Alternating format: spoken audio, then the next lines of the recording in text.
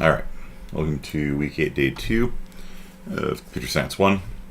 Like I mentioned a second ago before I started recording, if you got a 0 on your storybook assignment, send me a private message linking me your project, and I will take a look at it after class is over.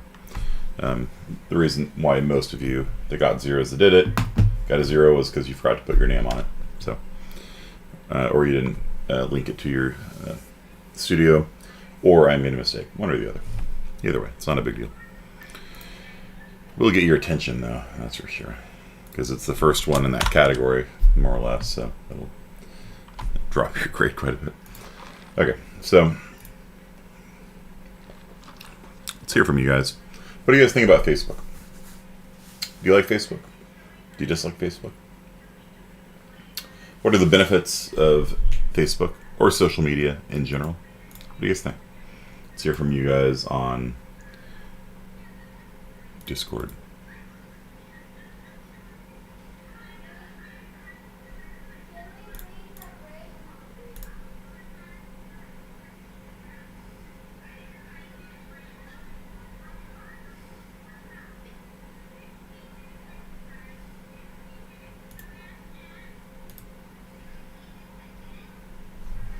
You like other social media, but not really Facebook.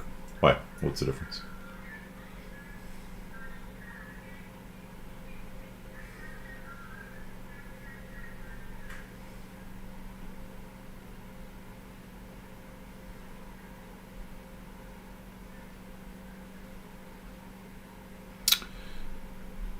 Is the scratch assignment ever going to be graded? The scratch assignment is graded, so it's all done. So if you got a 0 on it, like I said, message me. Do not like Facebook, deleted your account ages ago. Facebook had its time back in the day, but is now too large and widely unused by the youth of America. Plus they steal our data so much, Zuckerberg bad. Facebook is better than Insta, which is a bit ironic since it owns Instagram. Can't even really delete your account. They keep ghost records for people who don't have active accounts. Use it only for Facebook Marketplace. I don't really use anything. Other social media does things better. What social media do you use other than Facebook if you use social media but not Facebook? Facebook is actually good for joining groups on things you're interested in. I didn't use it until I joined those groups. I like looking at horrible Facebook memes, and a lot of my family outside of the US use it to talk, so it's decent. I feel like Facebook is past its prime. Most people move to Insta and Twitter. The youth of America. Yeah. More companies are active on Twitter. Data collection. Facebook is trash. Twitter is better.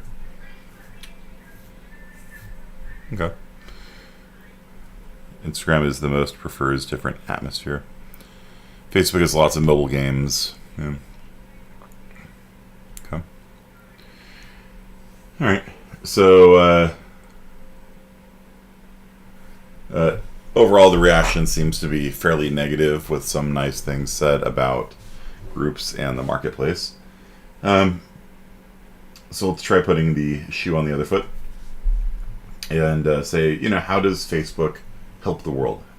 What benefit does Facebook provide to the world? What did you say? Or other social media, that's fine. You replace Facebook with Twitter or Instagram or Reddit, really. Facebook has good memes. Memes help the world. I mean, they can be funny. It reminds you to vote. Okay, it's true. It's kind of annoying. Every time you log in, it's like, have you voted yet? Shut up. I have. Go away. It makes advertisers' lives a lot easier. Yeah, that's fake praise, Garcia. Connects people across the world. Probably being platforms where you can connect with other people. Easy to use user interface. Yeah, that's not exactly how it helps the world, though. That's a pro maybe for Facebook, but specifically, let's talk about the benefits of social media to the world at large. It's ethical frameworks. Right? How does it do good in the world? Good for networking, Advertisements. I would not say advertisements are good for the world. I mean, no. Ease of spreading information. Okay. Social medias are great for keeping different parts of the world connected and up to date. Gives us the power to share news around the world instantly. Yeah, that's actually a really important point, which is that people used to get their news from the news, right? Like, you used to tune in to the news at nighttime: ABC News, NBC News, CBS News, CNN, Fox, arguably NPR, and get the news. And most people these days don't, right? So Facebook does distribute news stories. Like when there's something new, if I fire up Facebook right now,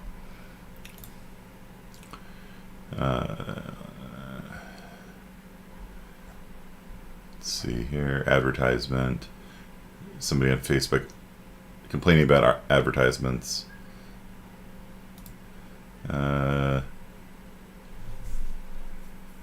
One of my fellow professors won a 3D printing contest, European Universalis, memes, announcement that a friend of mine is starting a D&D game, memes,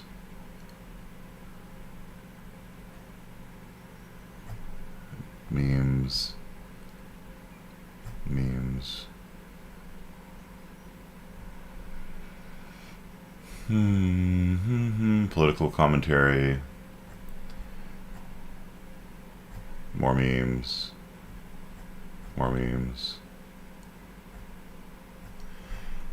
Yeah, so no news right now, but if there was breaking news, then you'd see everybody was commenting on it. So one breaking news I guess there was a fire in France that took out a lot of Minecraft servers around the world.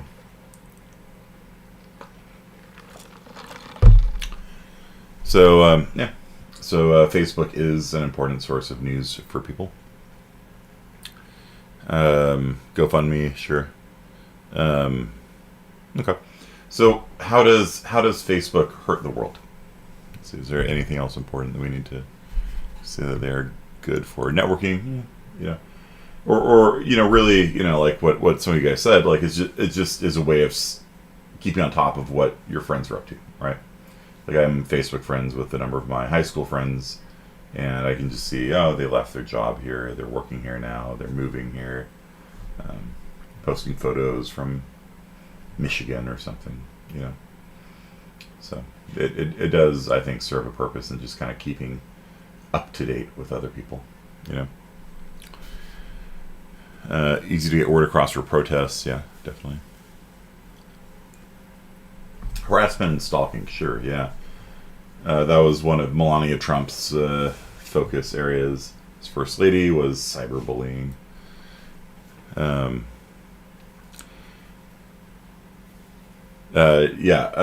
good downside of Facebook is because they own Oculus. If they ban your Facebook account, you can't use your VR headset anymore. Yeah, that's a real big problem, and one of the reasons why I don't own an Oculus. The VR, VR headsets. I used to actually work professionally doing virtual reality video game programming, and our headset did not require a Facebook account to use. Unethical psychological experiments, sure, yeah. So they're pretty famous for that. They'll try something new, and they'll roll it out to like a fraction of the user base, and see that if it does things like get more engagement or encourage more people to promote Facebook to their friends, things like that. And if it's successful, they do A/B testing, right? So you roll out 2 different versions of the site, and you see which one gets more engagement, and then you pick that one, and then you try something new and pick the one that does more engagement. And so they're constantly kind of experimenting on the users to find what makes it addictive and increase people spreading it to their friends. Private information, yeah. So Facebook, their marketing line is that they care about privacy, but really they care about not sharing your information with other people, but they want all the information, So, like, all the privacy controls you have on Facebook don't protect you from Facebook. You know what I mean? Like, it's just like, are you going to share this with other people, or just us, Facebook, right? So, there's a really big obvious privacy concern with Facebook, which is that anything you share with Facebook knows about, and they use that to advertise to you. There's an expression which is not true, but there's an expression that says if the product is free, you are the product. Okay. If the product is free, you are the product, and that is not true. There is a number of projects out there that are free, open source, that do not harm the customer, right? So, for example, GNU is probably the most famous of these. They're part of the free software movement, and so in the free software movement, it's free, it's open source, and like Linux respects, like GNU/Linux, right? Respects your privacy by and large. There are, I guess, Linux distributions that don't, but by and large, they respect your privacy. They're free of charge, and so on and so forth. And furthermore, if the product is free, you're the product. That doesn't mean that if the product is not free, you're not the product, right? Like, for example, Windows 10. Believe it or not, people will pay money for Windows 10, even though they did their best to give it away for free originally to get people to adopt it. Windows 10 is horrible from a privacy perspective. For example, if you bring up telemetry, which is, telemetry is how much Windows reports back to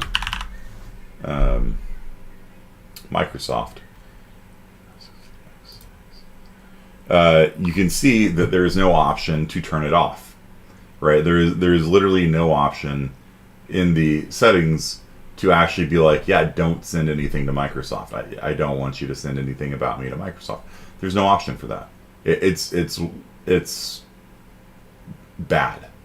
It's really bad because this is your operating system. This is the interface between your hardware and you, and the thing mediating that interface is it's spying on you, right? And so you can either do minimal or normal, right? There's no off. And so you can see these are grayed out because I have done everything I can to disable Microsoft spying on me. And you can if you really know what you're doing, and Microsoft does what it can to break that every time it updates. Every time it updates, it starts spying on you in different ways. I remember once that Windows updated, and it started uploading, the update started uploading every time you ran a program. It would upload it to Microsoft. I'm like, why the hell does Microsoft need to know this? And why was I not notified of this, right? And so it was like, here's where you were playing games last night. I was like, screw you, dude. Like, there's no reason for you to have that information and to know that without asking me, So I use Linux as my work machine, right? This PC here is my gaming machine, right? All my work I do on a Linux box for that reason. So this is why Linux is the best. Yeah. Microsoft. It used to be better, I guess. It was never a good company, but it never spied on you like it did with Windows 10. Like Windows 10, it's baked in to spy on you. Like it's pretty bad. Okay, so dangers of the general internet: harassment, hate speech. Yeah. I'm a moderator on Reddit, so I see people harassing each other all the time, and I ban people that are abusive towards each other and stuff like that. Cambridge Analytica. Yeah, and so the big story that came out of 2016 in the Trump election was that they were using the well, Cambridge Analytica especially was a privacy leak, pretty epic proportions. But they were using Facebook data to target ads at people. Democrats and most people, I didn't predict Trump's victory either in 2016, and so Democrats were looking for an excuse as to why Trump won, and so they settled on Facebook of all things as the reason why Trump won, and so that's one of the reasons why we had the whole Russia investigation for 4 years of Trump's presidency. And why Zuckerberg and Dorsey and these other guys kept getting called to Congress, because, like, I think Congress finally became aware of how much power the tech giants have, right? Like, I'm streaming this live on Google's platform right now on YouTube, right? And if they were to cut it off, then, well, we still have Discord here, so it wouldn't be too bad. But what if Discord cut me off, right? Discord cut off the Wall Street Bets people, right? So, you place a lot of the power of the civilization in the hands of, these few tech companies, and I think, for better or worse, but it wasn't until the 2016 elections that I think Congress really realized that, because they most of the senators are 900 years old and are still thinking about televised debates between Nixon and JFK as sort of the model for how elections take place, and TV ads. It's like, if I see a TV ad for a political commercial, I just turn the channel, if I had TV, which I don't. So what do Microsoft and other big companies that take our data do with it? Ads. Yeah, that's the whole thing. The whole reason why Gmail is a thing, right? Gmail was Google's, it's always risky to put up your mail. Regarding the Scratch Storybook raid, yeah, I know. A lot of you guys didn't put your names on your assignments. But Gmail is free. And the reason why it's free is because Google reads all of your emails and finds out what you're talking about. Oh, you like talking about the NFL or whatever. Then it will serve you NFL ads when you're browsing Google and searching for things. So that's why it's free. They could be making money off it. There are commercial email providers out there. There's Proton Mail. Just some of my students use it. That doesn't spy on you. You might notice that I use DuckDuckGo for my search engine because it doesn't spy on you like Google does. So, yeah, and so that's how they make their money. They build up a profile of everything they know about you, and then they sell you ads. And the more accurate the ads they can make, the more likely you are to click on them. And then if you click on ads, then that is of value to advertisers. And so advertisers pay money for targeted ads like that. Whereas on DuckDuckGo, you'll sell an ad just for people searching for, let's say, the NFL or whatever. Okay, and then ESPN might sell an ad on DuckDuckGo saying if somebody searches for this keyword NFL, put up an ad, right? And so they don't know who the person is. Whereas Google has built a very detailed, comprehensive profile of you, and that includes your location history. So, for example, if you go to Google location history, you can find out where Google knows you've been. If you walk around with an Android phone, by default, it'll track your location everywhere you go. So Google knows what your search history is. It knows where you've been and when, right? And all of that is just used to advertise to you. Okay, Facebook too. That's the whole point. And Microsoft too. That's the whole point. Okay. You always keep your mic muted when I'm not on Discord. Yeah. Some ads are good in order to help get the product to sell. I mean, it's it's not the worst thing in the world, I guess. You could be getting spied on, like Big Brother or something like that.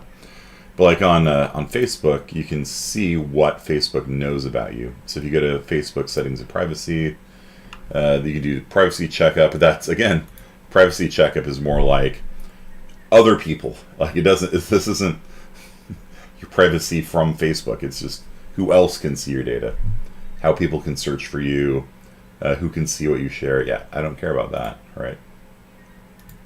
So much as activity log, newsfeed preferences. Let's see, privacy shortcuts, ad preferences, review your ad preferences, and so it can show you who is selling me ads, and I can turn off ads from specific people. Oregon Shakespeare Festival. It's really interesting. I mean, it's like cool. Like, clearly, I am a man of culture, right? But yeah, I want to turn off all ads. Facebook, thank you. That'd be cool.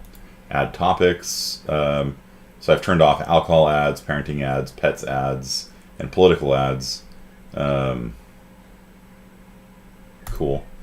Ad settings. Personalized ads based on your activity on other websites. So basically, if you don't have this unchecked, then your activity on other websites will, like if you go to a web page that has a Facebook like button on it, then Facebook knows that you're visiting it. Right? Categories used to reach you.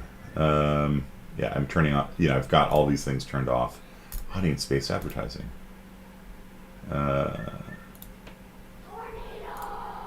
Ads shown off Facebook.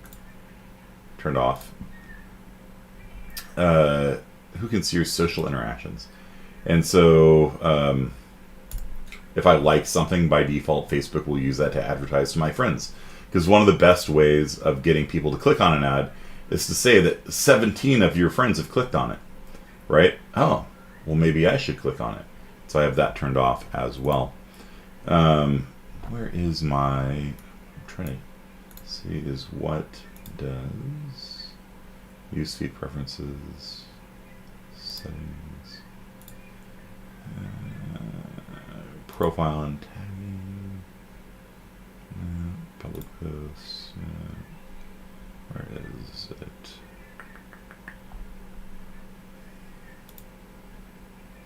Privacy. Somewhere in here you can actually figure out profile and tagging. Somewhere within here you can actually figure out what Facebook knows about you. Profile. Let's see if I can find that real fast.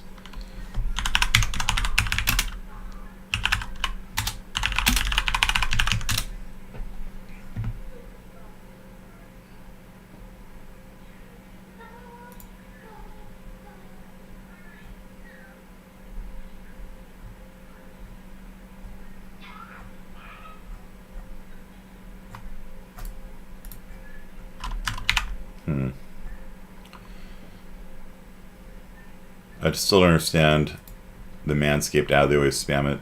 Do these companies sell data to the federal government as well? They can, sure. It's not one of the big loopholes with privacy laws regarding the federal government is that the federal government can, if the federal government acquires data from a third party, for example, they get phone records from your cell phone provider, then that bypasses the need for a search warrant, and so that's a pretty big issue right now. Which is that, whereas they would need to get a search warrant to get, who you call, if it's given to them by a third party, like if Verizon's just like, here's everybody that Bob's talked to, then that doesn't require a search warrant, and so it's called the third party exception, and share ad preferences.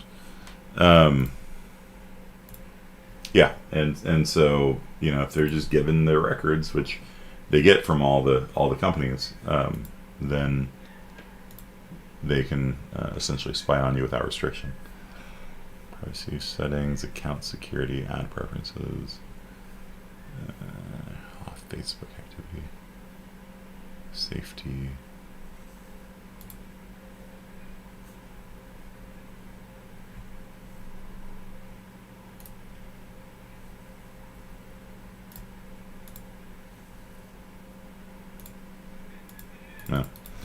I can't find the place on it, but it's interesting because it comes up with a, like, you can actually see what the what Facebook thinks about you. Like, you clearly like the, you know, Oregon Shakespeare Festival or whatever, and it's sometimes accurate. It's sometimes scarily accurate. A lot of times it's completely inaccurate as well, which is also amusing to me. Do Macs have the same privacy concerns as Windows? Different, I think. Different privacy concerns. Yeah. Time to live in forests. Once more, too much spying. Yeah, or you just embrace it, one way or the other. So, yeah, facial recognition's a big issue right now, Garrett. Like the and one of the issues with facial recognition is the fact that the facial recognition algorithms are more accurate for white people than for black people, and so black people more often will get yanked by police. And so there's a movie that was free for a while, I don't know if it is now, called Coded Bias, which is about the difference in facial recognition performance on people of different skin colors. And I don't know if you can watch it. Premieres on PBS.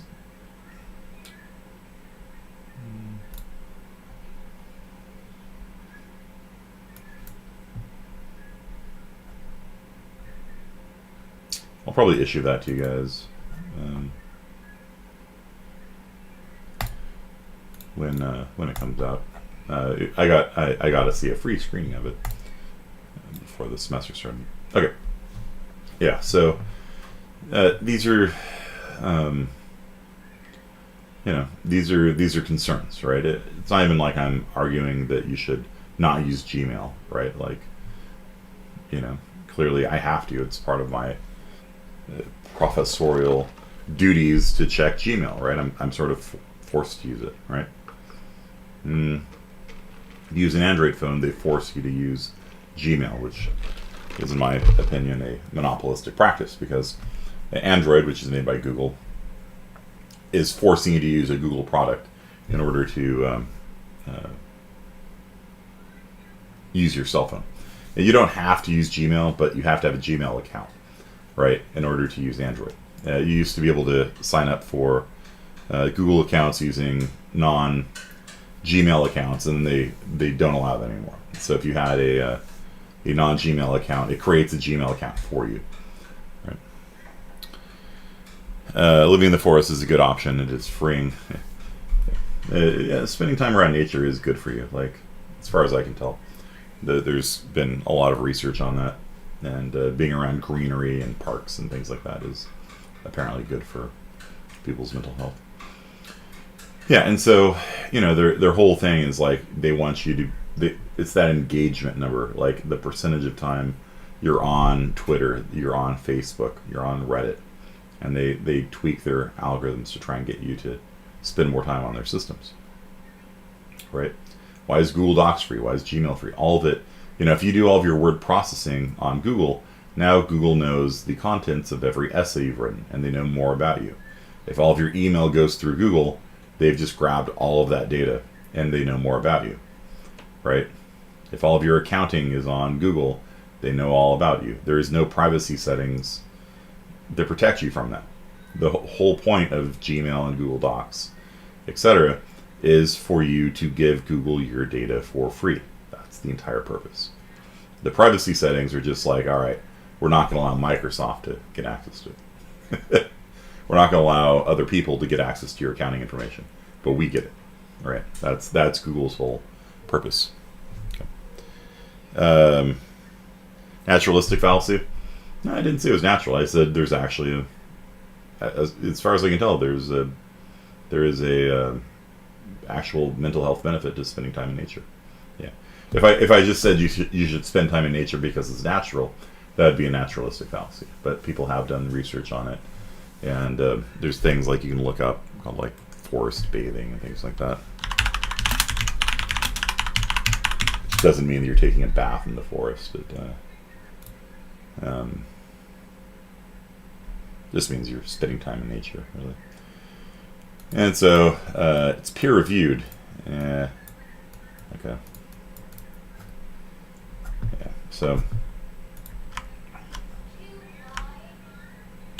I don't know. That doesn't look too scientifically rigorous to me, but who knows? Okay, so yeah, so Facebook and Google are ad delivery engines. Like that's why they do what they do, right? That's why you don't pay for using Facebook, right? They want all that sweet data, right? Upload your photos of your trips to Facebook, then they know more about you, right? And so there's this famous case of a person who found out they were pregnant because they started getting ads selling them like baby clothes and things like that, because their search history was of things like anti-nausea meds and like I'm getting these weird cravings for eating pickles and things like that. And so Google actually figured out, or was it Target? I don't know. Whoever it was, it doesn't really matter. Figured out that they were pregnant before they did, and so they learned that they were pregnant because they just kept getting ads for baby stuff. Right? It's very powerful and very lucrative, right? Like that's why Google is one of the biggest companies in the world right now. It's because of ads. Advertising is a huge market. And the really ironic thing is like there's very little evidence that online advertising works, right? Like there have been some big studies done recently where like companies like Uber, basically stopped advertising on Google and didn't see any difference in engagement, right? Because like I think at this point people know about Uber, right? So like they're spending, I don't know, like $400 million a year, something like that, on Google advertisements, and when they stopped, like it didn't change anything, right? So who knows? Maybe the ad model will collapse at some point, because like most people, I shouldn't say most people, like grandparents and stuff don't, but like most people have ad blockers installed and do their best to avoid advertising as much as possible. Google's getting rid of cookies. Well, they're trying to replace it with something new, right? And whether or not that actually takes off, we'll see. But Google has done its best to try to capture as much of the internet, right? So there's like Google AMP.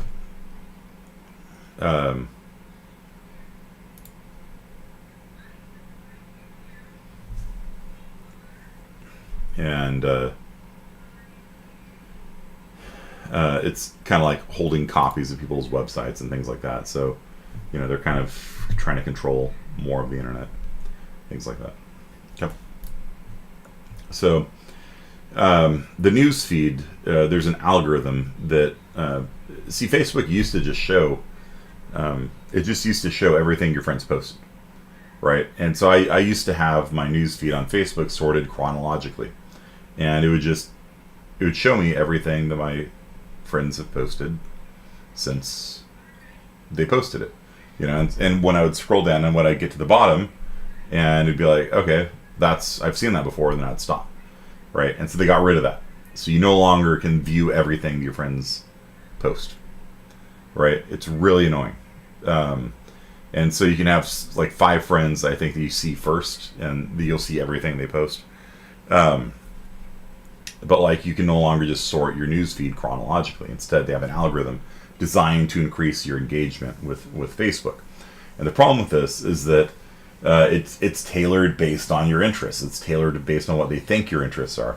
And it's tailored based on what they think will increase your engagement with Facebook, not on, what's good for you, right? So if I constantly respond to one of my friends, then I will see more of that friend, right? Even if you disagree with each other, right? Then you're still engaging with each other, and so Facebook will tend to show you more of that friend because you're engaging with them, right? And what this does, this creates a bubble, right? This creates a bubble effect because most people don't like disagreeing with each other on the internet, and I tend not to. I have a couple friends that I will disagree with politically on the internet, but most friends, even if they post something incredibly stupid, I just ignore it. the effect this creates, though, is that what happens is that people with similar political views all start getting clustered together, right? Like somebody says something like, I support Trump, da da da da da, and then people like that and engage. Yeah, you tell him, sister, and then people who are like Democrats are like, I'm just not going to say anything, right? And then the Democrats are like, oh, that orange man, he's terrible. He's a Cheeto, da da da da. And the Democrats are like, yeah, comment. Yeah, I don't like Trump either. And then what happens is that Facebook will segregate. It'll digitally segregate these communities into different groups, right? So what happens is that all the Republicans start seeing fellow-minded Republicans, and they don't see the Democrats. And the Democrats see all the fellow-minded Democrats, and they don't see the Republicans, right? And libertarians don't see either of them, right?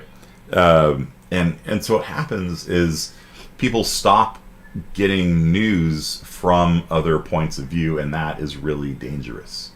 It's really dangerous to our democracy because, like we talked about earlier, a lot of people get their news from Facebook, or they're just aware of what's happening in the world based on Facebook. And so if you're only getting your news from one source, from one political perspective, you're not getting the whole picture. There's this term of like alternative facts, which was used to sort of mockingly describe people making up stuff, right? Like, well, my alternative fact is 2 + 2 = 5. Originally, what alternative facts means is like, well, who knows what original is, but the point is like if you have any sort of fact, right? So, for example, I was watching 13th on Netflix, which, like I said, I'm taking a class at Duke University right now on computer science and racism. It's interesting to me. 13th on Netflix, and so this is one of our required readings kinds of things, and I think it's produced by Van Jones, who's a fairly left-wing guy, and you can see I was watching it, and they were talking about the abolition of slavery, right, and things like that. One of the things they mentioned was the origin of police in America, right? Do you guys know where police departments come from in America? The Google bubble where two people search the same thing but get different results based on the histories. Yeah, that's the problem, right? So do you guys know where police departments come from in America? What's the history of police departments in America? Did he just say Duke University? Yes. Yeah. I'm taking a free class at Duke. It's only available for computer science professors. Sorry, plebeians. It is interesting, though. It is very interesting. Do any of you guys know where police departments come from? Wasn't it New York? Close.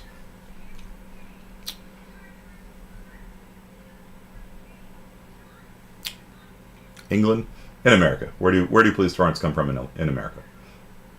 Yeah, in medieval Europe you had like night watches and things like that. But in America, do you guys know the history of police? Any of you seen 13th, out of curiosity? Google gives you search results based on when a mommy police department and daddy police department. Yeah.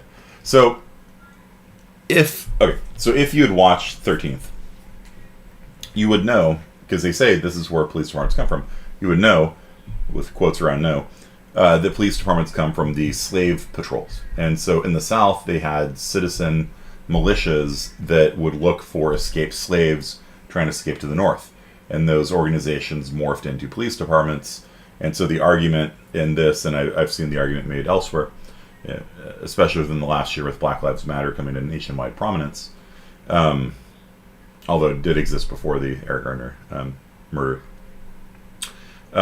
which was the thesis is that police departments oppressing black people is nothing new because the origins were in literally oppressing black people, but that's not actually accurate. Okay, and so if you like it, and that's why I mean like it's really important to hear a different perspective on something, because if all you watched was like these sort of woke news sources, and it is true, militia slave patrols did morph into police departments in the South. In the North, they didn't have slave patrols because they didn't have slavery, right? So it'd be very odd for You know what I mean? Like that when they said that, I'm like, that doesn't sound quite right to me. And in fact, the first police department in America was in Boston. And so the first police department in America, as such, that you would call a police department. Before that, they had citizens patrols and things like that, and people would take turns sort of patrolling the neighborhood, right? Like it was a citizen's duty, right? So okay, it's the third Thursday of the month. Sorry, honey, I gotta go walk around the neighborhood with a gun, right? And you would walk around the neighborhood with a gun and keep an eye on things, and that's how things were, like a citizen's, like a neighborhood watch kind of thing. But the first police department as such was in Boston. And what happened was Boston was a big shipping hub, and people would rob the warehouses. Like a ship would come in, offload its stuff into a warehouse, and people would try and rob it because there's a lot of money in there. Like, think about how much a box of tea, would be worth, right? A lot of money. So what happened was the shipping companies would hire guards to guard the warehouse district, and they came up with the ingenious idea that they could sell this to the city as a whole, like having like an actual organized armed force to protect the whole city, not just the warehouses, and then they wouldn't have to pay for it. Right? The whole notion was that like these merchants didn't want to pay for having an armed force at all times. It was expensive. And so they're like, hey, we'll sell this to the city, and sure enough, the city picked it up. And then they got their protection of the warehouse district for free, and the whole city got armed guards protecting them. And so if your only source of news was sort of woke media, you would believe, that the origin of the police department was only in slave patrols. And if you had not seen any woke media, you wouldn't know about that at all. And so it's really important to get both perspectives. You know what I'm saying? Like from the from Discord, like it looks like you guys hadn't heard of the citizen slave patrols turning into police departments, right? And also not, but if all you had gotten was your source from 13th, you would not know about the the Boston warehouses and things like that. And so you can't trust you can't trust any biased perspective to tell you the whole story. And that's why it's really important that people widen their news feed as much as possible. And anytime there's a story, like the big story this year, of course, was the January 6th riots in Washington D.C. Anytime there's a big story like that, it's really important to try to get information on it from as many different sources as possible, right? So your basic right-left division could be covered by Fox News and CNN, right? That's your sort of basic partisan news sources there. You can also hit up NPR, which tries to be as viewpoint neutral as possible. And then, I would even go further. I would be like, let's hit up, communist, the worker, news, go far left, and then hit up the Blaze and, right-wing news sources, and try and get as much information on it as you can. Because, the interesting thing, especially about the January 6th riots, was that there wasn't really any media inside the Capitol building. You know what I mean? Like the media was covering it from a distance, but like you didn't actually have reporters by and large inside the Capitol building when the thing was going on. And so you had, I think, National Geographic of all things had a reporter on the inside. But by and large, all of their reporting was just of like secondhand information. It was just like anecdote, which is a, not a really valid source of information. I heard this, I heard that. Well, yeah, cool. You're sitting out there on the lawn, you have no idea, right? And then, and so like most of the primary sources from the January 6th riots came from people with their cell phones, and so there was a huge amount of just people streaming live. And so I literally spent hours just watching primary streams from the riots because I was trying to figure out what the hell happened. Like, how would you characterize those riots? Is it a sedition? Is it a what do they call it? Insurrection? Is it a riot? Is it a protest? Right? Because each of these words carries different connotations, right? Is it a peaceful protest? Is it a riot? Is it an insurrection? Is it sedition? Is it a coup? Right? And different levels of severity, right? As far as how bad it was, right? And CNN didn't have anybody there, right? And so I ended up just watching hour after hour of just people streaming, video, like the poor woman getting shot, but she was, it wasn't like the police just shot her randomly. She broke in through a window and climbed through a barricade where there was a bunch of police with guns, it's unfortunate she was killed, but at the same time, it's not like they were firing randomly on people, you know what I mean? And so, some of the right-wing people put her up there as like a murder victim, and, I would say she got killed. I wouldn't, it's like, what are you going to do? Like, the police have a barricade and they're protecting Congress people, and you break through a barricade, like, if you get shot, like, I don't know, like, that's kind of on you at that point. It's kind of my take on it, anyway. But, at the same time, like, a lot of the protesters had weapons, and they weren't using them. Like, I don't think there was a single case of a protester using a weapon. And so people who were saying it was an armed coup, it's like, well, if it was an armed coup, they had guns, right? And they didn't use them. So, I don't know. Like, the Q shaman, the guy with the horns, he's getting charged as having a weapon because he was carrying a flag. See, it's a spear, and I'm just like, I don't know. Like, but the feds are charging him as having a spear. And, like, have you seen an American flag? Like,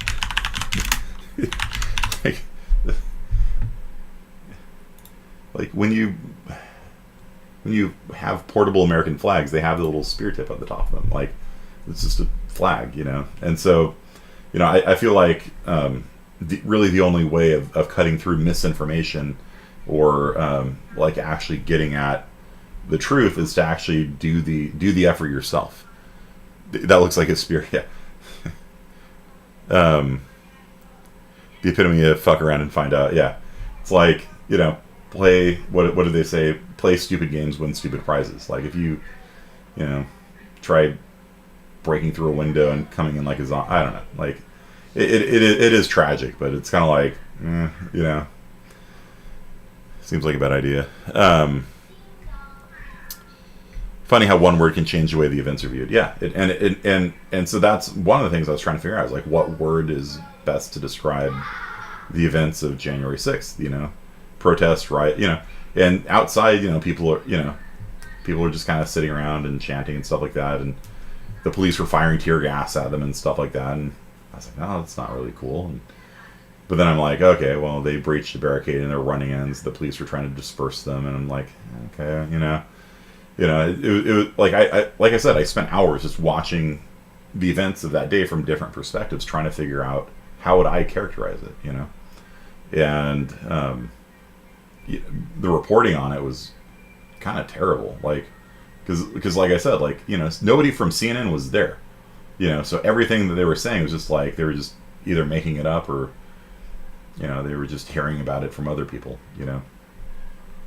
so, or they're just they're just watching the same thing I am, like they don't know any, like, they don't have any special insight on the matter, so this is a problem for Facebook, right? For Facebook, you're going to hear about the events of January 6th from people that agree with you, and you're not going to hear the perspectives from people that disagree with you, and that is really, really dangerous, because there are facts that other sides have that you don't have. You don't have them because your chosen news sources don't talk about it. You know what I mean? Like, they don't mention things that are contrary to their narrative, right? Like with the 13th thing, like they just didn't mention the fact that what they were talking about only applied to the southern states, not to the northern states. You know what I mean? And so a right-wing person responding to the 13th would mention, hey, by the way, that's only part of the story. You need to know the whole story. You know what I mean? And that's why it's really important that people from every political persuasion talk to each other. And Facebook is theoretically the place where that should happen. But Facebook segregates them. The way the algorithm works is it separates people into echo chambers. And then people get shocked when somebody disagrees with them because they think that everybody agrees with them. Like, oh, huh? How could you disagree with me? Everybody knows that's not right, you know? And that further segregates, well, I'm not going to respond to you again if that's your answer. Hey, by the way, you know, that's not right. So, yeah, and so it's the Facebook algorithm is honestly, I know why they do it, but like it's contributing to the polarization of politics in America, right? Like, the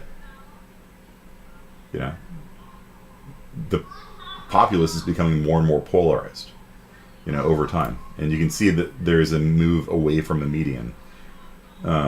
Over time, and Facebook is driving that in part, and driving people not talking to each other, and it's worrisome. It's worrisome, and so that's one of the reasons why I seek out the opinions of my friends who disagree with me.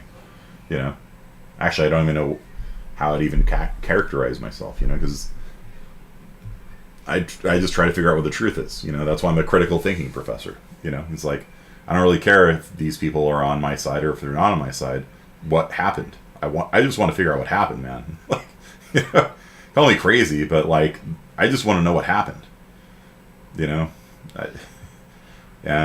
don't want your political opinion. I just want to literally know what the facts of the matter are. Without you spinning it, CNN or Fox or whatever, right? So, so there's all sorts of privacy concerns with this. Facial recognition. Facebook, is one of the premier facial recognition companies in the world. You upload a photo, it will recognize that your friend is in it. Okay? Even if your friend doesn't allow tagging, like, it still knows it's them. Right? So every time you upload a photo of you and your friends, it will recognize you. Oh, that's your friend Jessica. Oh, that's your friend Sydney. Oh, that's, and it knows. And so it knows, even if they have all their privacies, like, even if they don't use Facebook now knows that they were at the waterfall, on Tuesday, right? Because facial recognition, right? So they build a database of everybody in America, even if they don't have Facebook accounts. Google does the same thing, right? Like, even if I never enter my home address into my Android phone, because of my location, Google knows where my home is, right? So I guess I could turn that off. I could turn off location history. I could turn off Google tracking my location. That's a possibility.